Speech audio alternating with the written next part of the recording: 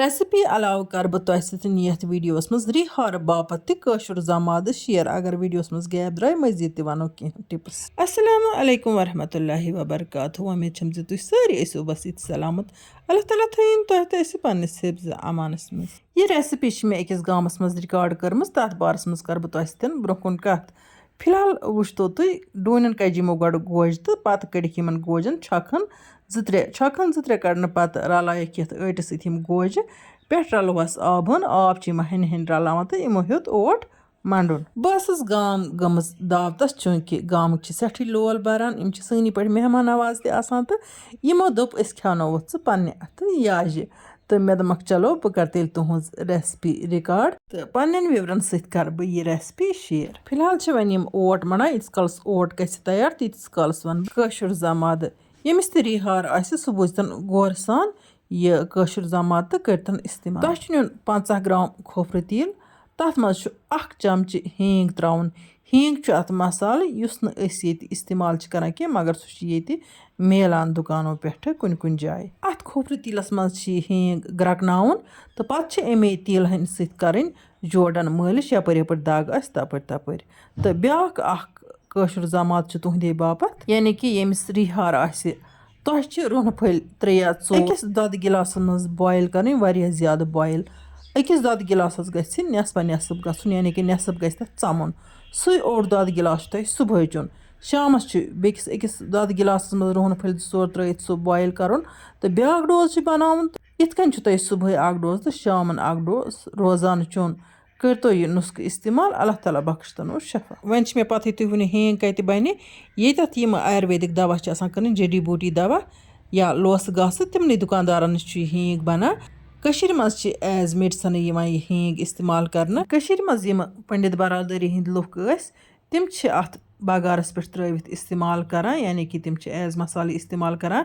अगर us as मसाल इस्तेमाल करो कहन प्रॉब्लम यह सेहत खतर काफ़ी मुफीद। यपर किन मोड़ यमो ओट खूब तकरीबन लोग यमन 10 मिनट खुद ज्यादा टाइम यह ओट मड़न पत कोर यमो यह इकवटे जमा तो दिथस थोड़ा सा प्रेस हूँ तो अम पत थोहस ढकन तो थोक रेस्टस तीस कालस दिग्रच नमाज पर दिगर नमाज पर पत वुचतो तुह वन यमो बनाए अत इथ प्याल ही ओतन ताम रेसिपी सेम यानी कि ओतन ताम अस करान अमे तरीक बनावान अस याजि।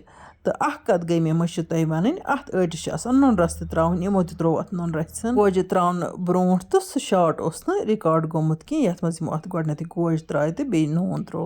चूंकि याजन हज ट्रेडिशनल रेसिपी मे तह सतन ऑलरेडी पतमे वरी शेयर करम तो आजकल सारी शार्टकट ान तो कम वक्तस मज यहां प्रथ कह चीज़ बनावन चूंकि सारे चीज़न हिंद खतर यह शार्टकट ठीक गसान। याज बनाने पत त्रा यमो याज यथ ताय मज तो ताय मज काफ़ी तेल त्रोमुत मे बसान तेलस 2 लीटर अत मज या 1.5 लीटर युंद वन आजकल अमे तरीक याज बनावान तो याज पूर पटन फ्राई करान।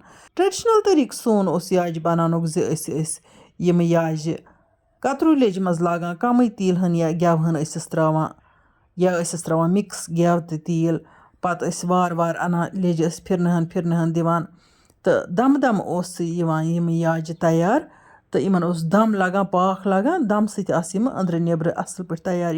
अगर न तुम मीन परसुच याजन हज रेसिपी वुचम तमिच लिंक दिम बह यथ वीडियोस बन कन तो तुम वुचो तिथ कन किस याज बनान तिमन किस स्पेशल कलर हन हालांकि तिमन याजन मज मे लिदर करम इस्तेमाल यमो तह कर लिदर इस्तेमाल कह वन गो तिमन कलर आमुत यम खुद स्पेशल बे तिम अंदर किन थोड़ा सॉफ्ट गसान तो यानी कि इत कन चोर चापान तिथे कन चापने यमन याज तह सठा मजदार बन तिम तह मजदार बनान वन गो ज्यादा क्रिस्पी गसान यमन खतर गसन दंद आसन दर वन गो प्रथ कस मिजाज डिफरेंट तो इन इथे कन त्रुश याज पसंद इवान। यथ वीडियोस बन कन दिम तह तिमन याजन हज लिंक तो मे पन्ने अथ बनाम दो रेसिपियों मज हिश तुह टार खस तो बन तो तम तरीक। यथ गामस मज बह गमस तम गामुक यह जंगलुक नज़ार तह कोर मे तह सतन शेयर। वन हेमो तह इजाजत अल्लाह निगहबान।